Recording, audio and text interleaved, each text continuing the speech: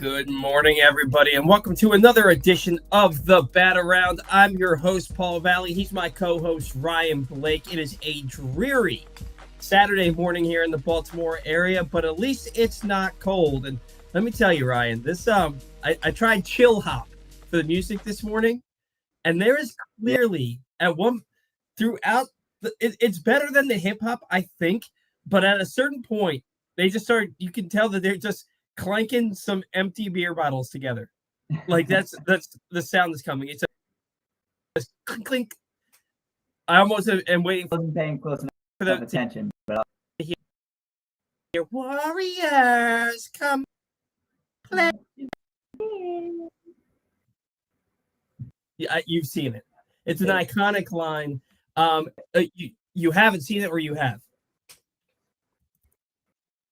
Sorry, I don't know if that was my internet. I don't know. Yeah, you're still choppy as far as you're very digitized and very blurry. I don't know what's going on there. Maybe it's the weather outside, and I don't know if that's how it looks to our viewers, but that's how it looks to me. But that's all right. As long as we can hear you, we can interact with you. Everything's gravy on this end. Want to remind everybody today's show is brought to you by Royal Farms. Only 2 weeks remain in Royal Farms' annual Chicken Palooza celebration. This year's deals include a 3-piece meal for just $8 and an 8-piece meal for just $12. Plus, you can go to royalfarms.com and enter for your chance to win chicken for a year. And while you're there, vote for your favorite charity, as Royal Farms is donating 10 cents from every 3-piece meal sold during Chicken Palooza to the winning charity. Plus, don't forget to get your Chicken Palooza gear to celebrate everyone's favorite season. Stop by your neighborhood Rofo today. Ryan, were you in person for that game last night? I was indeed. It was. Indeed. I had a feeling. It was a great game. A really exciting game, really entertaining game. But Red Sox came out on top, unfortunately. It was a tough one. Yeah, the Orioles battled, right? And they kept coming back. But it seemed like every single time they scored, the Red Sox then scored in the next half inning. Yeah. Corbin Burnes, we're going to get into this in the B block of the show. His worst outing as a professional. 4 innings pitched, 10 hits, 8 earned runs, 2 home runs, 3 walks, 7 strikeouts. Ryan, in 6 starts since the All-Star break, Corbin Burnes' ERA is 5.40. He hasn't been good. I mean, let's be honest about it. He has not been good. He's had his worst starts of the season since coming out of the All-Star break. Again, we're going to talk about that in the second segment of the show, so we'll get into that a little bit later. There were some good things that we saw. Jackson Holliday, man, 4 for 5, a triple, 3 RBIs, 3 runs scored. He gets on base, Ryan, and good things usually happen. Would love to see him race higher in the order, but I think that they think it's too soon for that right now. But, you know, he put together 4 hits last night. It's the first game as a professional without a strikeout. First game as a major leaguer without a strikeout. Everything he hits hard. You know, the defense, you know, he makes some good plays, but he looks sporadic over there. He looks erratic over there. That's the word I was looking for. He looks erratic at second base. He makes some really nice plays, but he also makes some plays that should be routine where he gets the out, but you're just kind of like, man, you made that look harder than it needed to be. You know? But Ryan Mountcastle driving the baseball recently. 2 doubles last night. He looked good swinging the bat. Eloy Jimenez, another 2 hits, including I think was it his first double with you? No, I don't think it was his first double, but it was his first, but that was a nice clean gap shot. Yeah, he had a couple of nice line drives last night. Cedric Mullins, Dylan Atkinson, friend of the show, put up Cedric Mullins in his first 56 games, had 187. Start over. In Cedric Mullins' first 56 games of the year, he hit 187. In his last 56 games, he's hitting 284, the 141 weighted runs created. He goes on these little spurts where he doesn't hit, but since June 1st, Mullins has looked like Cedric Mullins from maybe not 2021, but 2022 Cedric Mullins, and I'll take that player in center field every day. He had a single, 2 walks, a stolen base last night. Ramon Urias with the game of his life. 2 singles, a home run, 5 RBI. He had a walk. And I'm wondering, Ryan, if he's starting to perform better now that he knows he's the everyday third baseman here. When you get that stability, when you know that you're going to be playing every day, and you don't have to wonder, am I going to be in the lineup tonight? It kind of takes some pressure off you. And Ramon Urias is not a bad baseball player. There was a point where I was like, a couple of years back, where I was like, Ramon Urias absolutely has a role on a future Orioles winning ball club. It just so happens that the Orioles have so many freaking prospects that are supposed to be really good and have been really good that you just kind of like, get this guy out of my face, because he's not going to hit 40 home runs. He's not going to hit 290. He's not going to hit 40 doubles. He's going to hit about 260. He's going to hit about 10 to 15 home runs. And he's not a Gold Glove. He won a Gold Glove once. The defense has been okay, but I want to stop hearing the narrative that he's a Gold Glover. He's just a decent defensive third baseman. But if he's going to play the way he has in the second half of the season, I'll take that every day until Corbin Burnes can figure it out at the big league level. Yeah, it very well could be a case of, he's in a more comfortable role at this point, with, Norby out the door and Westberg on the injured list, Jorge Mateo on the injured list. They gave Coby Mayo a shot, and he didn't do enough to stick around. So that third base job right now belongs to Ramon Urias. And if that's something that's going to get him into a little bit of a groove, we've seen sporadic flashes of ability at the plate from Urias. And we're certainly in the midst of another one of those right now. A 4-hit game, with a big sack fly, 3-hit game, big sack fly later in the game as well, to go along with his home run, a couple singles, walk. Really, really good to see. Yeah. And when you have a role that's going to be yours for quite some time, you don't know when Westberg's coming back. You don't know when Mayo's going to come back up. It can help you fall into a groove, and hopefully that's the case, because if Urias is hot and he's contributing on a nightly basis, it's going to be absolutely massive. Now look, this team. Not the team. Urias, just 23 games in the second half since the All-Star break. He's got 14 starts, but he's slashing 271, 333, 424, the 757 OPS, and a 107 OPS plus. 3 home runs, 13 RBI. He has a 3-to-1 strikeout to walk ratio, but a 271, 333, 424 slash line. Excuse me. I think that you take that from a guy who's been a backup all year, who's now thrust into a starting role. I think you take that. He hit 341. He had 318 in May. He hit 341 in July, and he's been swinging the bat a lot better the last few days. Obviously we don't want Ramon Urias playing third base, every single day, but that's where we are right now. And you look at the injuries that have just decimated this team, and the fact that they're still only a game out of first place in the American League East.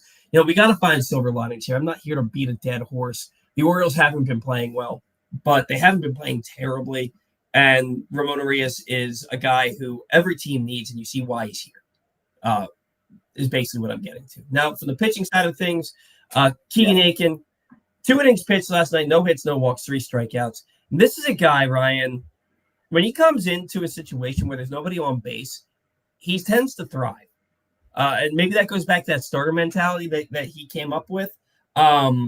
But he pitched really well last night. We've seen him pitch really well in these situations in the past. It's usually when he comes in with guys on base, and maybe it's something about pitching from the stretch. I don't know if he has a windup with nobody on base or not, but he tends to pitch a lot better when he comes into a clean inning. He pitched really well last night, kept the Orioles in the game until they brought in Craig Kimbrell.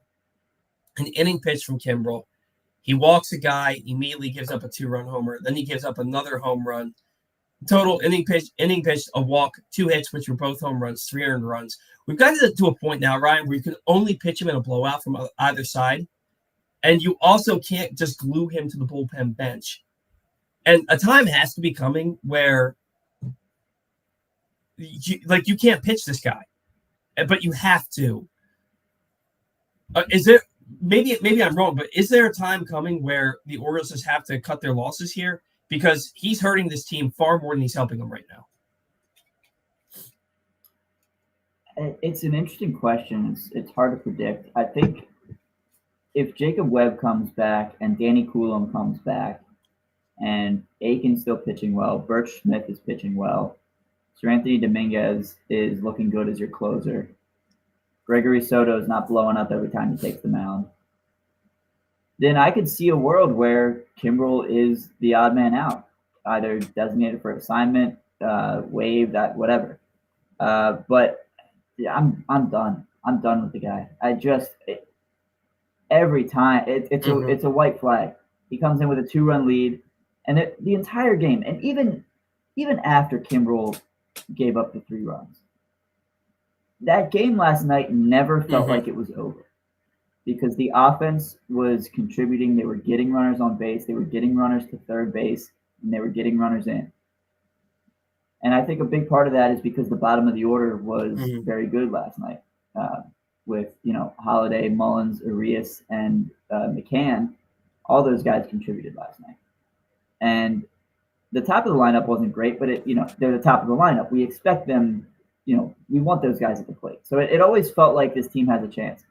But man, if Craig Kimbrel didn't suck the life out of that game last night, makes it a 5-run Red Sox lead. And still, like I said, even going into the bottom of the inning with an 11-6 deficit, it didn't feel like the game was over. And, just hard to watch, man. He's getting booed. I said back in May when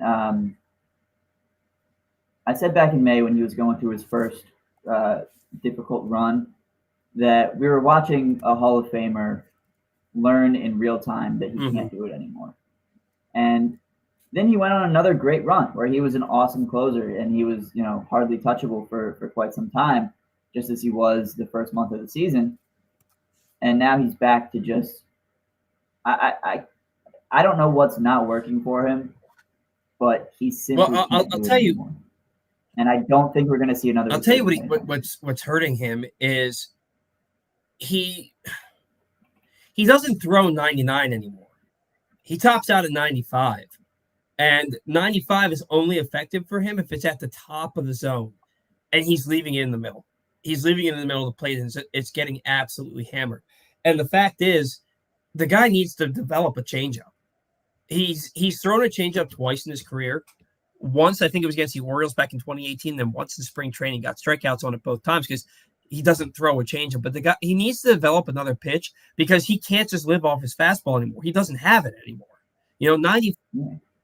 It's like the Rays game the other night. Pete Fairbanks threw 2 changeups. He had thrown 11 all season coming into that game, and he throws 2 changeups to help retire the Orioles. Crazy. You got to be able to mix it up a little bit more than right. And that's the thing. It's like 95 in 2024 is what 90 was in 1995, right? Everybody throws 95. And these hitters, they're gearing up. Full transparency here. I'm just getting off of COVID. I tested positive for COVID earlier this past week. And so I had it one other time and it did not, I had 0 symptoms. This time I had symptoms. They weren't terrible, but they kept me in the basement of the house for 5 days. But so if my voice sounds funny, somebody made fun of my lisp last night. If it sounds even funnier than it normally does, asshole, I apologize. It's because I'm coming off being sick. But anyway, you throw a hitter 95, middle out, middle, and their eyes light up. It's like a piece of cake for them. Like you're giving them exactly what they want. 95 in the middle isn't going to get it done. You've got to keep that pitch at the top of the zone. If you miss, they're not going to miss, and that's the problem. He's been missing a lot. And the batters have not been missing. And with Craig Kimbrel, it's, you're damned if you do, you're damned if you don't. You have to pitch him because he goes on 4 days rest, 5 days rest, 6 days rest, 7 days rest. He gets lit up. But when you do put him in there, he's getting lit up. So what do you do here? And it just sucks because he was really, really good the first half. With the exception of like a week in the end of April, beginning of May, he was really good. the entire first half, and he's been absolute garbage since. And you can't pitch him anymore.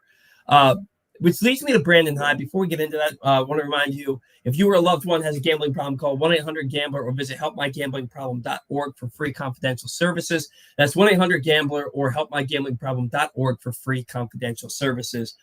Last week I said I was going to take it easy on Brandon Hyde, and then he goes and he does stuff that just absolutely drives me nuts. Last Sunday, Albert Suarez was absolutely cruising. 6 2/3 shutout innings. He's up 1-0. He gets 2 quick outs in the 7th. Hyde pulls him in 94 pitches just to get left on left with Cionel Perez. Now, Cionel Perez had come in to the game on Saturday night and completely blew it. The Orioles won, but he walked the first 2 batters, including walking in a run. He only got 1 out. He was absolutely terrible. So Hyde goes back to him, and 3 pitches later, he's given up a double, a single, and the lead. It's now 1-1. The Orioles end up losing that game 2-1. Thursday night, Zach Eflin, he's cruising through 6 innings, a 1-run ball and 87 pitches. Hyde goes to Soto to start the 7th instead of leaving Eflin in. He said that he wanted to get his pitcher a breather. He didn't want him pitching with traffic, and he didn't want to have him go out in the 7th inning, get traffic on the base paths, and then take him out and bring in a reliever in that situation. Well, immediately Soto comes in, hits the first batter, and then gives up a base hit. So there's the traffic anyway. But Brandon Hyde uses 2 relievers just to get out of the 7th inning. And he ends up using 4 relievers in a game where he really only needed to use 2 if he just let Eflin pitch 7 innings. He was at 87 pitches. This guy finished 6th in Cy Young voting last year. His arm's ready to throw. 87 pitches isn't a lot at this point in the year. So now last night, Burnes gets lit up. Hyde has to use 4 relievers again, all of which threw 20-plus pitches. Now you have Cade Povich going today, who walks anywhere from 3 to 5 batters every outing, and half your bullpen isn't available, including anybody that can go in long relief. Now, look, you can't plan for Corbin Burnes to have a terrible outing, but you've used 8 relievers the last 2 days, and you put yourself kind of behind the 8 ball where you need Cade Povich to be really good today in order to not completely tax your bullpen going into the series finale on Sunday. To me, this stuff isn't rocket science, and Brandon Hyde just makes this difficult time and time again when he doesn't need to. And I said I was going to go easier on him, but he makes it so hard to go easy on him because he does things that make you scratch your head night in and night out every week. Yeah, even Suarez himself said after he was pulled, in his post-game interview that start, he said something along the lines of like, "Yeah, I can't control that. It's not up to me." And he was clearly, upset that he didn't get a chance to finish the 7th inning. And yeah, the insistence on using Perez back on back-to-back nights when he struggled the night before, we've seen it several times this year where a reliever has a poor outing and then is used again the very next day. And I can't wrap my head around that. I understand, if Hyde deserves any benefit of the doubt here, it's that we don't know what players are going through or dealing with. We don't know if there's, any type of minor nagging injury hanging around, or if Eflin had said to Hyde, "Hey, I think I'm done for this one." We don't know. We don't know what's going on behind the scenes. But on the surface, it absolutely looks like just poor bullpen management. And look, I was talking to my friend about this at the game last night. I understand that right now our bullpen stinks. It's without Felix Bautista. It's without Danny Coulomb. It's without Jacob Webb. Yeah. It's without Tyler Wells, who could have been a part of the bullpen. Although with all the starter injuries, he'd be in the rotation, but I digress. But it seems like the right buttons are rarely, if ever, pushed with this guy. And that's what the problem is. And I understand it's easy to look at a move that goes wrong and say, in hindsight, I wouldn't have done that. But it's becoming more and more often where we're seeing fans say, I don't care if this works. This is a terrible decision. And I think I mentioned this last week, a lot of fans are kind of, a lot of Hyde supporters that I know, I'll ask them, like, you still a Hyde guy? And they're like, Mm. It's a movement at this point. Yeah, a bowel movement. I'll tell you, I got accused of calling out Hyde in hindsight. And I will tell you unequivocally that is not the case. On Sunday, when he took Suarez out, I lost my freaking mind as soon as he did it. And I said to my buddy, I was like, Perez sucked last night. Watch what happens here. And literally 3 pitches later, the Orioles have lost the lead. Right? Yeah. No, I'm not No, calling you out. I know you're not. I know you're not. I was just speaking generally. Yeah, we're getting to the point where you see what he's doing and you can call what's going to happen. It seems like everybody knows except for him. It was like when he pinch hit, when you let Urias stay in the game, and then you pinch hit Mayo for Cowser. You knew what was going to happen. Everybody in the ballpark knew what was going to happen. It was earlier in the year when he let McKenna hit. Everybody in the ballpark knew that McKenna was going to strike out, and he did. Except for Brandon Hyde. Look, he's going to survive this year. He'll be back next year because the Orioles are going to make the postseason, and he'll be back next year, and they're going to say, look at the job Brandon Hyde did with all the injuries that he had. But at what point is it you have really good players? You have really good players in your lineup. At what point do you give the players the credit for being good enough to win those games? And then you see that because I think who the hell was it? Was it Earl Weaver that said a manager will help you win a good manager will help you win maybe 3-4 games a year? Well, you can find 6, 7, 8, 9, 10 different games this year that the Orioles lost because of decisions Brandon Hyde made that he didn't need to make. And that's my overall point with the guy. I could go back and I could give you a list of games since the end of 2020, since the last third of the season in 2022 about this guy. I could give you 30 games that he's cost the Orioles over the last 3 seasons. Nobody wants me to do that. I don't really feel like doing that, but I could do it. I could name you 6 right off the top of my head just for 2022 alone. But the fact is, I just don't think that this guy is making good decisions. And I think that he's a lifetime minor league manager who got a shot at a big league managing job. People really liked him because he meshed well with the players. But I don't think he has what it takes. I don't think he has a feel for the game to get this team to the promised land. And I could be wrong. Maybe the Orioles make a run. Every team is flawed right now. Every team is hurt right now. They're managing to stick around. They could get hot going into the postseason. We know their schedule eases up at the beginning of September. I am a non-believer at this point. And I don't want to keep going on a tangent here. For me, watching him make decisions that, the decision that you make in a ball game on Thursday can have a direct influence on what happens in the ball game on Saturday and Sunday. And the decision to pull Eflin after 6 innings at 87 pitches made you use 8 relievers in 2 days that you really didn't need to use. Last night, yes. But Thursday, you did not need to use 4 relievers. You needed to use 2. You could have gotten through 7 with Eflin. He could have gotten out of that inning at 95 to 100 pitches and been perfectly fine.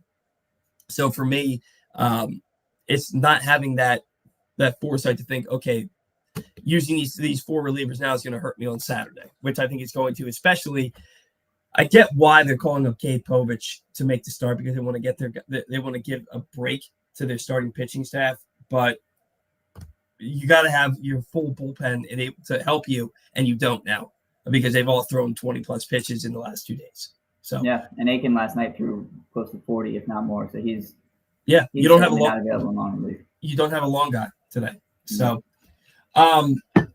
today's show brought to you by Glenn Clark Radio. Did you miss anything from Glenn Clark Radio this week, including conversations with Hall of Famer John Smoltz, Orioles prospects Brandon Young, and Tavian Joseph? Wow. Tavian Josenberger. Have you heard of that guy? I think it's Hosenberger. Yeah. Hosenberger. Okay. Including conversations with Hall of Famer John Smoltz, Orioles prospects Brandon Young and Tavian Hosenberger, and Rams running back and St. Francis alum Blake Corum. Find all of those chats and more in the Glenn Clark Radio Week in Review feature right now at PressBoxOnline.com, and watch or listen to GCR every Monday through Friday at 10 a.m. at PressBoxOnline.com/radio, right here on Facebook and YouTube. Ryan, something that I'm going to have to tread lightly here because I can already see the pitchforks and torches in the distance. Corbin Burnes, 25 starts, none scoreless. He has a 5.40 ERA since the All-Star break. Last night was the worst start of his career. Again, 10 hits, 8 runs in 4 innings. 8 2/3 Ks per 9 are a career worst for him. His 111 whip is the worst since he became a full-time starter in 2020, though it's still very good. Look, he's very good. But I think we misconstrue consistency with being an ace.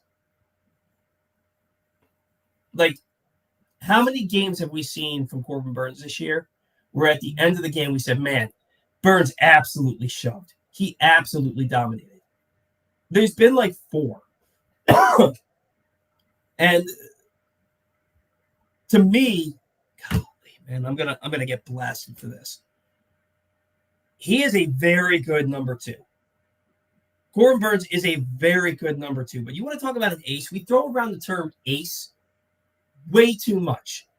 Because we called Chris Tillman the Orioles ace. We called John Means the Orioles ace. We called Eric Bedard and Jeremy Guthrie and Jason Hamill the Orioles ace.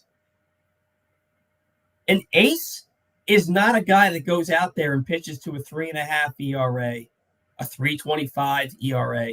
An ace is a guy like Max Scherzer, who goes out there and gives you 7 innings of scoreless baseball with 12 strikeouts. That's an ace. What Blake Snell has done his last 6 or 7 starts, that's an ace. Justin Verlander, ace. Garrett Cole, ace. Corbin Burnes, he is not an ace. Is he one of the top 15 pitchers in baseball? Absolutely. But, and yeah, baseball is a funny game where Albert Suarez has 7 scoreless starts, and that leads all of Major League Baseball. Meanwhile, Corbin Burnes had the second best ERA in baseball coming into the game last night, and he has none. And my whole point here is this is a guy that's going to command 30 to 40 million average annual value when he gets a big contract this offseason. Can the Orioles afford to give that kind of money to a guy who, I'm sorry, he is just a really good number 2, in my opinion? Can they afford to give him that? I'm not. I know you're expecting to be grilled. I'm not going to do it because I know that others will.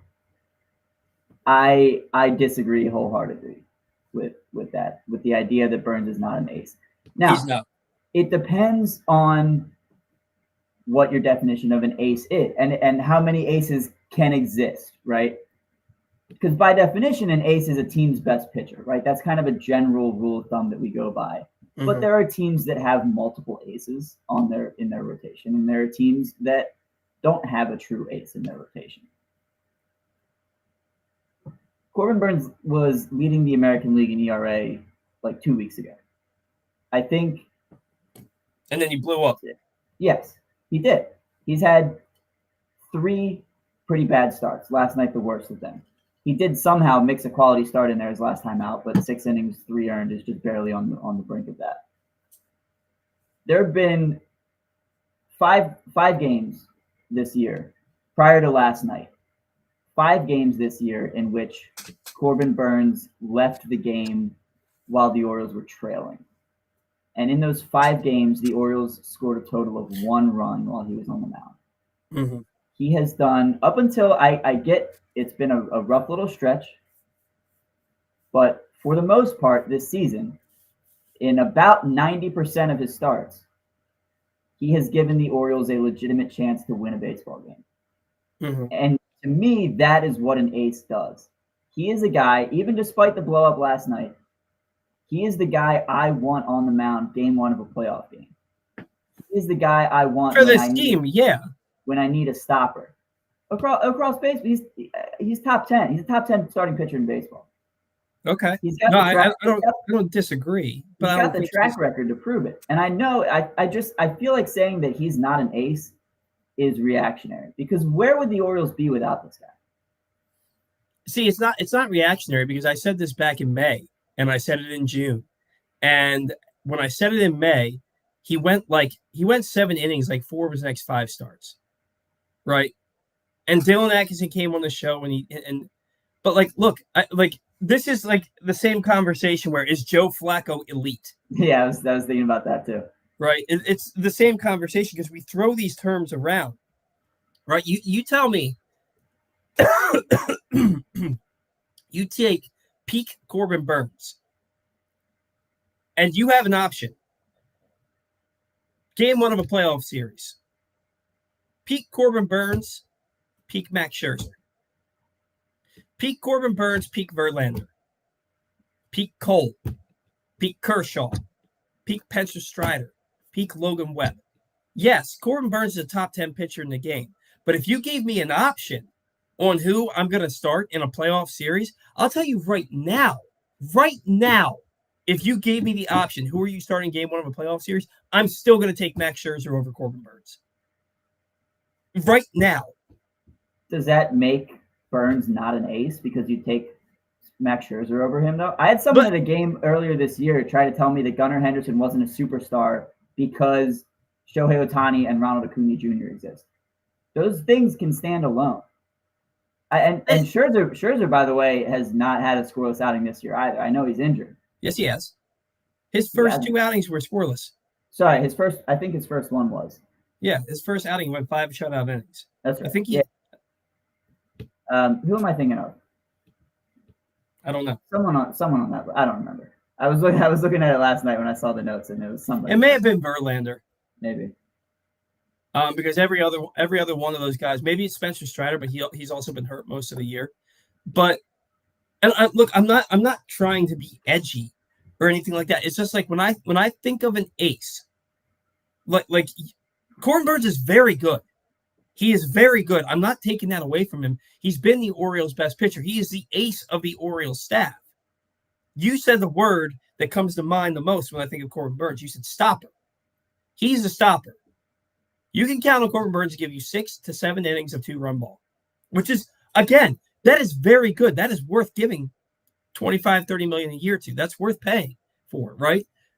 But like when I think of an ace, I think of a guy that when you need it the most, he can go out there and he can shove 12 strikeouts down the opposition's throat and hold them to 3 hits of no runs over 8 innings.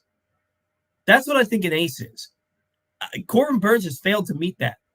His very first start, and then the start like 4 starts later, where he was an ace. His very first start, 1 hit, 1 run, 11 strikeouts in 6 innings. That is an ace. You give me that guy all year long, like it's damn near impossible for a starter to do something like that. Okay. 2021 Corbin Burnes had 18 outings where he gave up 1 or no runs. 18 outings. That's an ace. This ain't 2021 Corbin Burnes. And I'll take it on the chin here. I'm gonna get blasted for this, but I get blasted regardless. So I might as well be true to who I am and tell you that I just don't think that Corbin Burnes is an ace. And it's not reactionary. It to me, it's telling that the ace of your staff has gone 25 starts and has not gotten a scoreless outing yet. Not one. Now, and I get that that's baseball, but you face the White Sox, you face the Athletics, you face the Rays. Like you face some teams that cannot hit, and you have not put up a scoreless outing. Now watch his next start. He'll probably go out and throw 8 shutout innings just to shove it down my throat. Not just to show. He doesn't know who the hell I am, and he doesn't care who the hell I am. He's not going to be that Paul Valley. Let me shove this down his throat. But I'll have egg on my face, and I'm willing to accept that. Look, I want Corbin Burnes to go out there and dominate, but that's the thing. He doesn't dominate. He just. They're 17-8 in his starts. He's 12-5, or is he 12-6 now? 12-5. 12-5. ERA is 3.10. 2 starts ago, his ERA was 2.43. Like, is he very good? Absolutely. Is he an ace? Not in my book. But again, I think that it depends on your definition of an ace, like what you said. And my definition of an ace, he hasn't lived up to that. He just hasn't. I remember Mike Mussina in 1997 made 35 starts or something like that. He went 7 innings 24 times. Pitched in at least pitched into the 7th inning 24 times. And this is in the heart of the steroid era, pitching exclusively in the American League East. 24 starts of 7 innings or more. That's an ace. That's an ace. You could count on Mussina when you need it to go out there and give you 8 shutout innings. to help you win a ball game. You cannot count on Corbin Burnes to do that. And I'm not making this up. He literally has not done that at any point in his Orioles career. An ace needs to be a guy. What Grayson Rodriguez did last year in that start against Tampa Bay when the division was on the line, and he gave them 8 shutout innings through his best game as a pro, that's an ace start. I'm not saying that Grayson Rodriguez is an ace above Corbin Burnes, but that's an ace start. Corbin Burnes hasn't even shown me the ability to do that once. Like the guy, love the guy, want him here next year, want him to sign a long-term contract extension with the Orioles. But for me to sit here and say he is the best pitcher in baseball and the guy that I want starting game one, doesn't have to be the best pitcher in baseball. But when I can name you 10 other guys that would start over him game one of a postseason series, to me, what it all comes down to is he's going to want $40 million a year. And can you give him $40 million a year when there are 10 guys in baseball that you could start game one over him and be justified in doing so? Yeah, I'd still give him that money to be, the second guy in command. And yeah, look, we're gonna have to agree to disagree here. I understand, if your definition of an ace is I expect you to go out and give not every time, but when your team needs it and you can't do it. Yeah, a couple times a year. Then sure. And it also depends on how many aces can exist across the league. So yeah, look.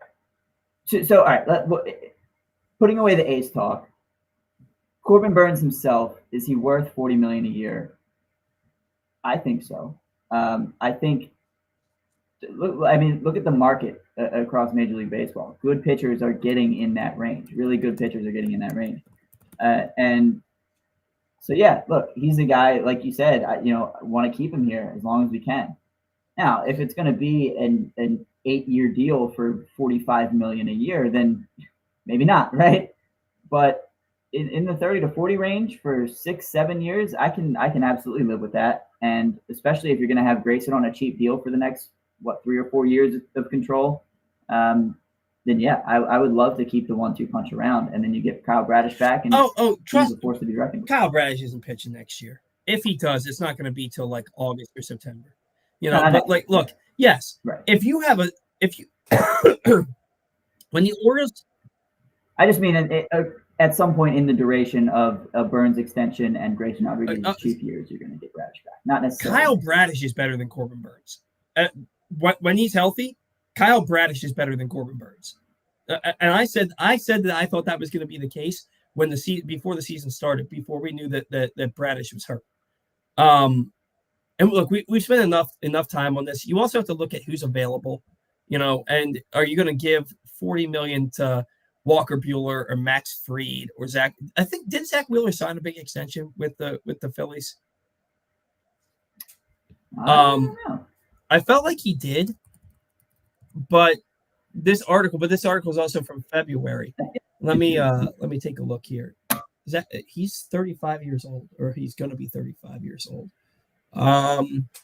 Signed through 2027. Yeah, he signed a 3 years, $126 million, 25 through 27. So it says that he's a free agent. That article, I think it was before he signed his extension.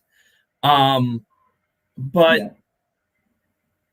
The guys that are available this coming off season also dictates where you spend your money. And I get it. If you have Tanner Scott, wow, that's the name who just popped up on my screen. If you have Grayson Rodriguez and Kyle Bradish under team control, and then you're paying $40 million a year to Corbin Burnes. Look, I'm not going to be. Oh, the Orioles gave Corbin Burnes, 6 years, $240 million. Why would you do that? I'm not going to be like that. I think you can see regression with him, and I think that if you look at it, you're not giving that money to Scherzer. You're not giving it to Buehler. You're not giving it to Fried. You're not giving it to Wheeler. You can't now. So it comes to who's available too. Blake Snell is going to opt out. Would you give Blake Snell $40 million over Corbin Burnes? Maybe I would have said no before, but Blake Snell's won 2 Cy Young awards, 1 in each league, and what he's done the last 6 weeks has been the absolute definition of an ace in my mind. Even beyond, right? Oh yeah, when you're going out and striking out 13 guys across 7 or 8 scoreless innings every single start, which seems to be what Snell has done. Yeah, that's remarkably impressive. He's such an interesting case though, because he'll also go like Blake Snell. Yes, he's a two-time Cy Young winner. Yes, I would give him a ton of money to pitch for my team. He also goes through like Craig Kimbrell type stretches where he's walking he throws everybody 110 pitches in 5 innings. He gives up 3 runs. Yeah. So Snell's a very interesting case. He really is. And like, look, I think a direct result of my opinion on this is the fact that we have 4 viewers right now. Usually we have about 15 to 17 viewers at this point in the show, so I may have lost some of our audience with that. But look, I'm not going to hide the fact that like I think Corbin Burnes has been very good. I think the Orioles, he needs to be their top priority in the off season. But I think that we need to like maybe stop I don't know. For me, like I keep waiting to see that 7 shutout innings with 10 strikeouts performance that just isn't coming. And maybe I just need to realize that isn't coming.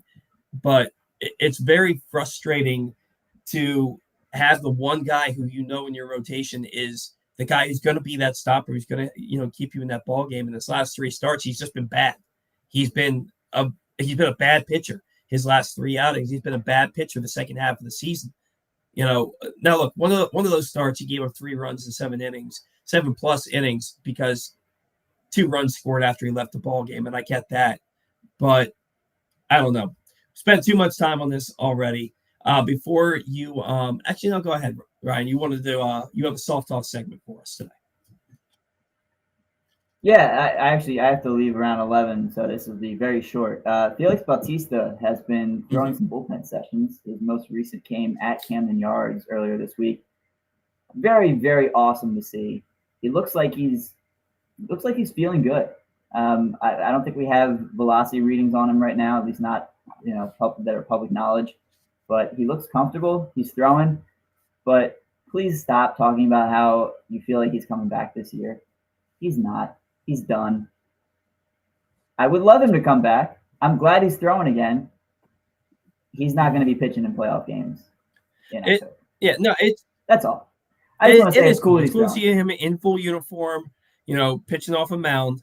It's cool to see him in the dugout taking hits off the hydration station after an Orioles home run. It's cool to see him back around the team, awesome. But you're not getting anything out of Felix Bautista this year. We can hope. We can hope that maybe Elias is playing things close to the vest. But when their main beat writer Rockabaco comes out and says he's not pitching this year, he probably has it on good authority that Felix Bautista will not be pitching this year.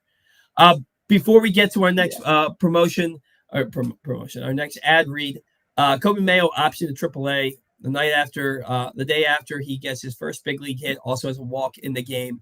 Livan Soto recalled. Do we see one? What is your feelings on Corbin Mayo being optioned, and then 2, do we see him again this season?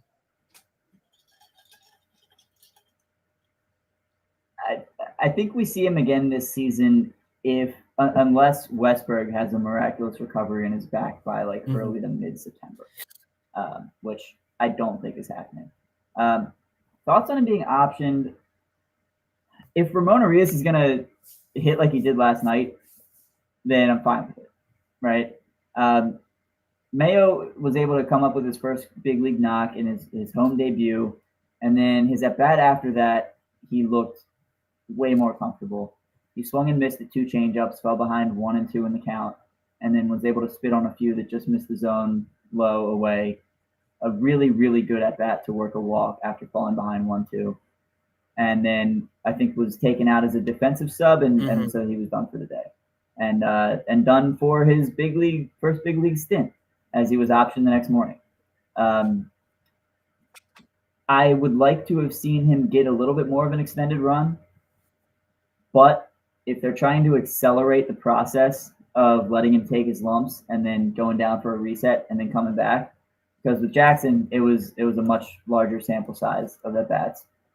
We saw it with Cowser, we saw it with Grayson, we saw it with Adley. Adley wasn't optioned, but struggled at the beginning. Same with Gunnar. We've seen a lot of guys go through this and take their lumps when they hit the bigs. And if they're trying to accelerate the process of getting Mayo his cup of coffee and then, clearing his mind a little bit and getting comfortable and ready for round 2, then sure. He's certainly not Livan Soto is certainly not an upgrade. But if he's going to be your bench guy, taking maybe 3 at-bats a week and coming in for a little bit of defense here and there, then sure, whatever. It looks like Urias is locked into being the regular third baseman for now. And like I said, if he hits well, then I can live with Mayo not being on the roster. But maybe I just love the guy, but I want to see Kobe Mayo here. I want to see him playing. But I get it. Because he did look bad for it happens, like you said. It happened to Gunnar, Colton Cowser, Jackson Holliday, Grayson Rodriguez. It happened to Kyle Bradish. Kyle Bradish got hurt, missed a month, but in that month that he got hurt, he came back with a completely different pitcher. Stuff like this happens. Yeah. I wasn't upset about it. I didn't go nuts like a lot of people did, because you kind of saw it coming, right? As soon as he was 0 for 15 with like 9 strikeouts, you knew it was coming. I just thought it was weird that it came after he had, two really good at bats. But I understand that you can't really, if your decisions Holiday's made, emotion came after a game where he had, I think he singled, walked, and hit like 3 balls over 100 miles an hour, and then he got demoted. So yeah. So that's right, it's that one I was a little upset about. This one I'm not upset about. He'll be back. If he's not back this year, he has an opportunity to be Rookie of the Year next year. I think he'll come back for the better. Kobe Mayo is going to hit in this league. He's going to be a big part of the middle of this order, unless they trade him, which I don't think is going to happen. I'm not too concerned about it. Livan Soto is going to fill the role of what a utility infielder is supposed to be, where he gets maybe a start a week. And becomes a defensive replacement at the end of ball games. Maybe he'll play second base for Jackson Holliday when the Orioles have a big lead in the 9th inning. But I think that he's kind of going to fill that role that you saw. What was the guy? He was barely Christian Pache. When Christian Pache came here, and he was legitimately a 4th outfielder where you only saw him as a pinch runner and a defensive replacement. Didn't start. And I think that's the role Livan Soto is going to play. Well, and now that I say that, he'll be in the lineup today. Yeah. But today's show brought to you by the latest edition of Press Box, which is available now on the cover post Smoker Profiles, Raven Star safety Kyle Hamilton, detailing his path from being the son of a basketball player to choosing football, being overlooked in the draft, and turning into a defensive unicorn as a playmaking Swiss Army knife in the NFL. Also inside, meet college football players from all the area's D1 programs and some of the area's college soccer standouts as well. You can find that print issue of PressBox all throughout the region, including at 60 Royal Farm stores, and you can read it all at PressBoxOnline.com. AL East wrap-up. The Cubs hit 4 home runs to back 5 solid innings from Kyle Hendricks, but the bullpen couldn't hold the lead as this one took extra innings. Seiya Suzuki singled home the winning run in the bottom of the 10th to lead the Cubs over the Blue Jays 6-5. Aaron Judge homered and Garrett Cole struck out 8 over 6 shutout innings, ace, and Detroit mustered just 5 hits while striking out 11 times as Yankees blanked the Tigers 3-0. And that's not a shot at Corbin Burnes, but that's what an ace does. 6 shutout innings, striking out 8. The Rays got 2 hits and 2 RBI apiece from Josh Lowe and Dylan Carlson, but the usually stout Pete Fairbanks allowed a game-tying 2-run homer to Corbin Carroll on the top of the 9th to tie the game. Luckily for Tampa Bay, the center fielder Jake McCarthy bobbled the ball in a single from Brandon Lau, allowing Johnny DeLuca to score all the way from first on the play as the Rays walked off the D-backs 5-4. For today's game, Cade Povich takes the mound tonight, looking to somehow avoid walking the world as the Orioles look to pick up the season series victory with a win this evening. Povich is 1-5 in 8 starts with a 6.27 ERA and has walked at least 3 batters in 5 of those 8 starts and at least 4 in 4 of those starts. Povich's last pitch for the Orioles on July 29th lasted just 4 1/3 innings, allowing 6 runs, 3 earned on 7 hits and 5 walks with just 1 strikeout. In 2 starts since returning to the minors, Povich is 1-0, pitching 7 innings in each outing, allowing 6 total runs on 11 hits with 4 walks and 11 strikeouts. This will be Cade's first career start against Boston. The Red Sox counter right-handed pitcher Brian Bello. Bello is 10-5 with a 4.97 ERA this season, which surprised me, with a 1.44 WHIP. Bello has been better recently, pitching to a 3.98 ERA in his last 6 outings. He has faced the Orioles twice this season, going 1-1 with a 3.48 ERA, allowing 6 runs, 4 earned in 10 1/3 innings pitched with 4 walks and 10 strikeouts. In his last start, Bello allowed 1 run on 4 hits in 6 innings against the Rangers. It was his 5th quality start in 8 outings since the start of July. Ryan, I put what my possible lineup would be for today. Your thoughts on the lineup that we have listed? Let's see. You've got Kaiser, Santander, Henderson. That checks out. That's pretty consistent with what they've done. O'Hearn, Mountcastle, Holliday. Looks right to me. Against the righty. Who's on the bench here? Mullins in center. Urias at third. McCann behind the plate. Yeah, I think Adley's going to get another day or two off. Hopefully, his little back flare up isn't something that's going to require a roster move. But you've already got an ailing catcher in James McCann who's wearing a mask. Looks badass, but he is banged up. I think that's what we see today. So who are we missing? You're going to have Mountcastle. No, I'm sorry, Mountcastle's in the game. You're going to have Soto, Rutschman. Why am I losing my? Who else is on this team? Slater. Slater. Eloy. Yeah. Okay. Yeah. I think you nailed it. Do you think that I think we're going to see a roster move.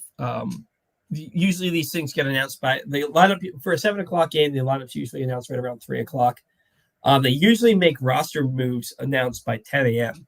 no matter when the game is, but they haven't announced anything yet. I think that you could see a roster move for a pitcher, and I think you could see a roster move. Well, we know we're going to see a roster move for a pitcher because Povich needs right, but maybe it'll be a couple roster moves, or maybe the same. Yeah, maybe a bunch of roster moves, or not a bunch, but a couple are announced at the same time. Because I think that they have to get somebody for the bullpen to get them through the series. Yeah. Now, how does the taxi squad work? Because I know Blake Hunt's going to be on the taxi squad, right? How does that work? If you're one of your catchers is hurt, do you have to make a roster move, or can you just insert that catcher? I believe you have to make a roster move. I think Rutschman would have to go on the IL or a different corresponding move in order to activate Blake Hunt. Maybe you option Soto.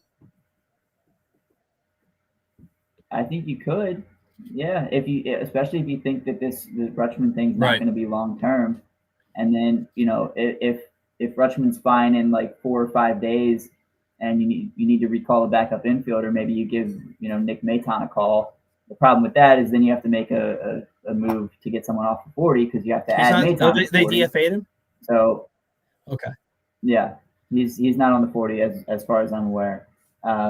So yeah, we'll see. I think it's very likely that the reason we haven't seen any roster moves yet today is because we're trying to figure out Rutschman's status. So yeah, we'll see. But fingers crossed that it's not something that's going to keep them out. Fingers crossed, indeed. What's on tap? The Orioles will wrap up their 4-game series with Boston on Sundays. Albert Suarez takes on Kelder Crawford. Suarez is taking over Grayson Rodriguez in the rotation. This toss 11 2/3 shutout innings in 2 starts. His 7 scoreless starts are tops in the league. Suarez was spectacular in his last outing, allowing just 4 hits and a walk with 5 Ks and 6 2/3 shutout innings against the Rays.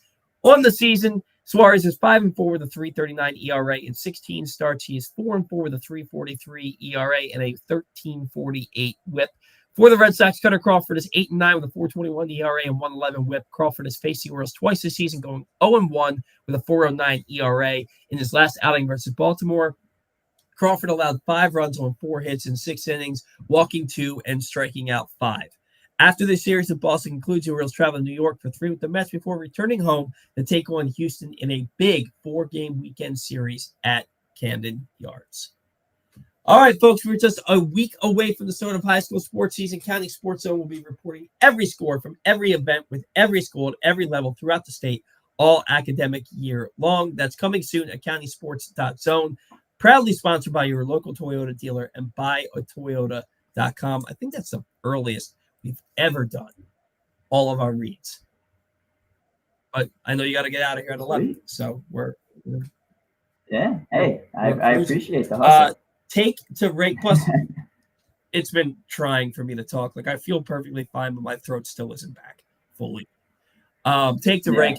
Ryan, you took Jackson Holliday. I took Gunnar Henderson. This one was a 1-horse race until Last night, Gunnar went 0 for 4. Holliday went 4 for 5. Holliday for the week, 7 for 24, a triple, a home run, 3 RBI, 1 walk, 7 strikeouts. He had a 292, 320, 500, 820 slash line. Not bad at all. Gunnar went 9 for 25, 2 home runs, a double, 3 RBIs, 3 walks, 5 RBIs, 5 strikeouts, 360, 429, 480, 909 slash line. Gunnar does take it. This is what we wanted. We wanted these two guys to make it interesting, put up OPSs over 800, and duke it out for the title. This is I will happily take this loss because we said last week on the show when we picked these two guys, have some fun, make it a good battle. I mean, it had been a blowout, one for you, one for me, the previous 2 weeks. It's nice to have two guys that we pick both have solid weeks. It hasn't happened too often. The 3 ties have generally been when two guys just hit terribly for that week. I lost my train of thought. I think it's interesting that this team really does go as Gunnar goes. He homered in back-to-back games. They won both of those games last night. He was the only guy in the lineup not to get a hit, and they lost 12-10. He did walk twice, but if Gunnar is hitting, that's usually a good sign for the Orioles. And he has been hitting. He had a great week. Last night just happened to be his worst game, even though he did walk twice. So the standings right now, I have 8 wins. Ryan and a guest has 5. And then there are 3 ties. So let's get into the viewer interaction here. Hang on, we got to make our picks. I don't know why I keep doing that. I'm going to take Jackson Holliday. I think 4 hits last night. I think that he is here, and I think that that's going to kind of get him consistently hitting because you'll see him go like 1 for 4 with a home run, which is great. But like you haven't seen too many, 2 for 3s, 4 for 5s. Not that there's a lot of 4 for 5s just going around, but like I'm taking Jackson Holliday. All right, I will. Let's screw it. Let's flip the names. I'll take Gunnar. All I got to do is easy. I haven't taken Gunnar in a few weeks. I always try to avoid chalk, but sometimes you gotta go with honestly, Gunnar wasn't really making it easy to pick him. Like he's been hitting the entire second half. True. He's hit like I think like 285 or something like that in the second half, but he hasn't been driving the baseball until recently. I did want to say I was watching a game against Tampa Bay, and I watched Gunnar on a fastball right down the middle be way out on his front foot and roll over. And I thought to myself, he's not driving the ball because he's too far out on his front foot and he's not generating any power. And then the next game, he hits a big 2-run homer in the first inning. And the broadcaster said, the hitting coaches have been working with Gunnar about staying on his back foot and not being too far out in front so he can drive the ball with more authority. And I was like, I'm nobody, but the fact that I saw that made me feel good about myself. I was like, oh, dude, he's way out on his front foot right now. So that was anyway. Mm-hmm. Yeah. All right, so we have our picks. I'm taking Jackson Holliday. Ryan, you're taking Gunnar Henderson. We'll see how it turns out. All right, Daniel Pitts. How many more disastrous appearances by Kimball before we give up on him and he's DFA'd? I don't think they're going to DFA him. That's a lot of money. He's got an option for next year. I don't think they pick up his option for next year. But I think he's here the rest of the way. I mean, they don't have a lot of options, so they're just going to try and get him going. Yeah, I mean, it's kind of wishful thinking at this point. I don't think they have the guts to DFA Kimbrel, to be honest. We might just be stuck with him. Maybe, like if we know that he's not going to be on the postseason roster, maybe he gets DFA'd, near the end of the year. But I don't for a returning resurgent Felix Bautista. No, it ain't happening. Adit says any correlation with trying to get Craig right while pitching him with more days in between compared to earlier this year. It seems like Hyde doesn't have a specific plan to get Craig back on track. I think Hyde wants to use him in mop-up duty. I think he wants to use him in situations that aren't high leverage, but they're playing a lot of close games. There's just no games where they're either getting torched or they're torching a team. And so like there's no non-high leverage situations to pitch him in. And he's going for, I think there is a correlation to going 4 to 7 days in between outings. But Ryan? Yeah, there have been stretches where Kimbrel doesn't pitch for a week and then he pitches back to back, and it's like, what's the usage plan here with this guy? So I don't know, man. It's strange. I don't want him pitching at all ever again for this team. But all right, Ryan, one more and then I'll let you go because I do want to get your opinion on this. Paul from Daniel Pitts. Paul, I saw your comment on X about the play at first, and Cedric slowed up when it was thrown out. That's inexcusable by an MLB player. It really appeared if he showed any effort, he would have beat it out. Yeah, it was a ground ball that was going to be a double play, but the second baseman bobbled it, couldn't get the out at second, and by the time he picked it up, you looked, it beat Cedric by about a step, and Cedric, the last 5-6 steps to the bag he had slowed down to a slow jog. I don't think Cedric knew that he hadn't picked the ball up yet. I think Cedric, maybe he put his head down and realized, oh, I'm going to be out. But if he runs full speed that entire way, he beats that out easily. I do have a problem with it, but I also think that maybe it's excused by the fact that Cedric didn't realize that he had bobbled it twice, right? Yeah, to be honest, I was watching the second baseman more than I was watching Cedric, so I can't say I actually caught that in real time at the game. But yeah, look, you're taught from a young age to hustle on every play. We know that major leaguers typically don't. Yeah, you gotta be better than that. If you're slowing down, if you're a fast runner especially, and you're slowing down, and then you're only getting thrown out by a step, it's a bad look, and like it's just a bad look. There's nothing else to say. I had something to say and I lost it because I was thinking about Daniel's other comment. I hate to sound negative, but I'm really starting to see a scenario where we miss the playoffs or get in this last wild card. They have a 21 game stretch to start September where they play 18 games against teams that are either right at or below 500. This team's making the playoffs. They're not going to miss. You get Grayson, Coulomb, Webb, and Westberg back, and I think they have a run left in them. But look, they haven't won 3 games in a row since July 20th. They've had 5 different 2-game winning streaks over the last month, and they've lost the 3rd game each time.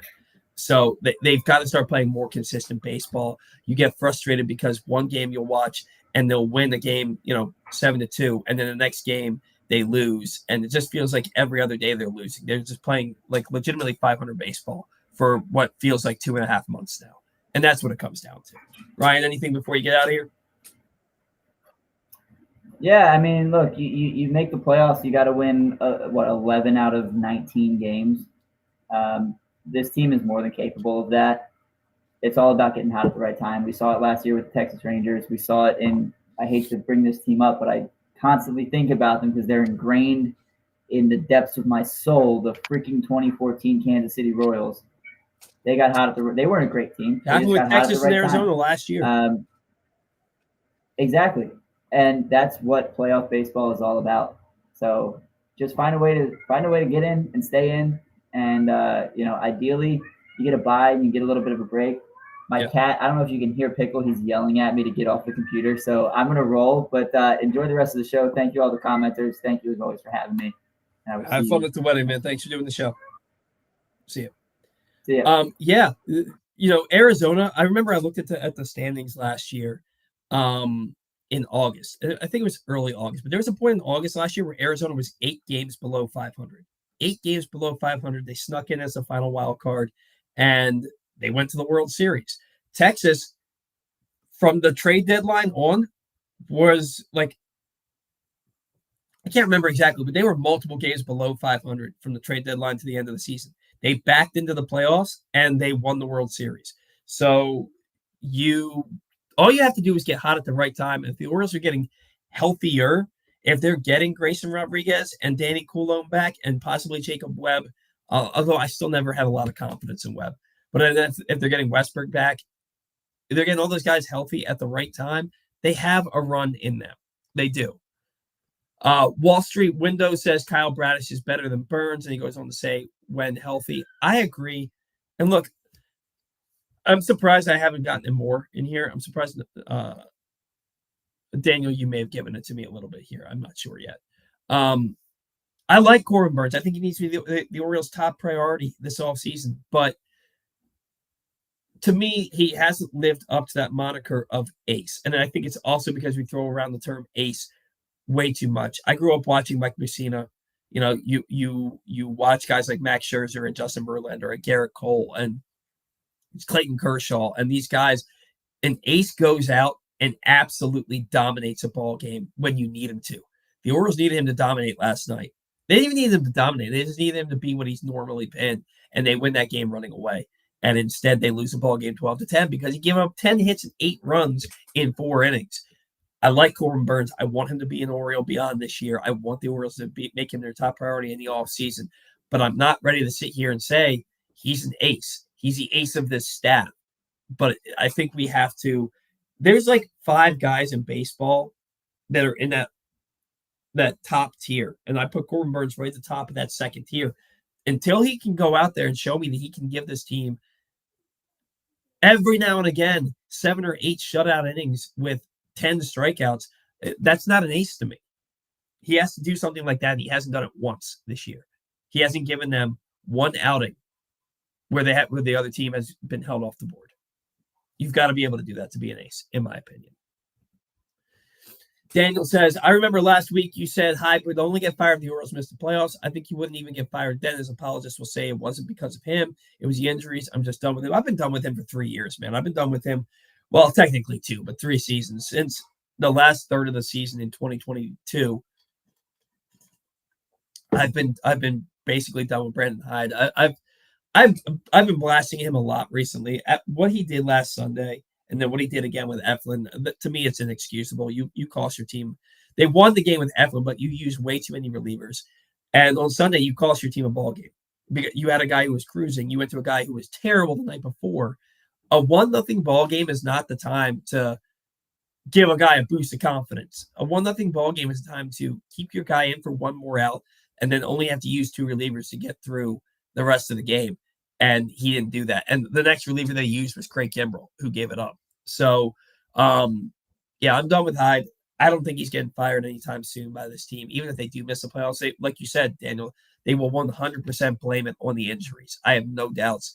It's going to have to take this team playing mediocre baseball next year for them to make a move at all. And I don't see it coming. This team has too much talent. And like it or not, I think we're stuck with Brandon Hyde for the foreseeable future. And then finally, one last comment. Daniel says, a good, not great pitcher in MLB gets around 20 mil a season. So Burnes being 40 mil a season would be equivalent to what you would pay for 2 decent number 2 and number 3 starters. Which would you rather? You're going to be without, John Means, I don't know that he'll ever pitch for the Orioles again. You're going to be without Bradish for 3/4 of the season at best next year. So you're looking at Burnes, Eflin, Grayson, Kramer, and then you got to get maybe Suarez again next year. I don't know what Tyler was. I think they expect him to be ready for spring training. I don't know, but I would like him in the bullpen more than in the rotation, which is a complete change from this time last year. I don't know, man. You can never have enough starting pitching. I think legitimately to get through a season, you need 11 or 12 starting pitchers. The Orioles have been proof positive of that this season. I don't know. If you give me a rotation next year that goes Burnes, Grayson, Eflin, or Burnes, Eflin, Grayson, then you add somebody in the offseason in addition to Burnes, I'll take that. I'll take that. Not to mention you have to look at who's available, and there's not much available. Scherzer's going to retire, I think. I think Kershaw is going to retire. Verlander's probably going to retire. Do you want to give that kind of money to Max Fried or Walker Buehler? I don't know that Buehler leaves the Dodgers. There's just not a lot that's going to be out there. Blake Snell, maybe, but he's going to want $40 million a year. He's getting $30 million next year, and everybody knows he's going to opt out. So it's really going to be interesting to see what the Orioles do for their rotation next year. I don't think that they can afford to address it the way they addressed Felix Bautista this year. You have to get somebody that's legitimate if you wanted to have this talented roster make a serious World Series run. But let's make this World Series run this year first. They have an opportunity to get hot at the right time and get some guys back that really help them make that playoff push. Every team is flawed right now. There's not a team running away with anything right now. So let's just see how the rest of the season plays out. We'll worry about who they're going to sign for next season. when we get to the off season. Guys, thank you so much for tuning in. Thanks for bearing with me while you hear my terrible throat right now. I'm on the mend. I feel perfectly fine, but this throat it doesn't even hurt. It's just I can't talk really. But thank you so much for bearing with me through that and through my Corbin Burnes rant. Thank you to all of our sponsors. Without you, we don't have a show. Thank you to all of my loyal listeners, viewers, fans. Without you, we certainly do not have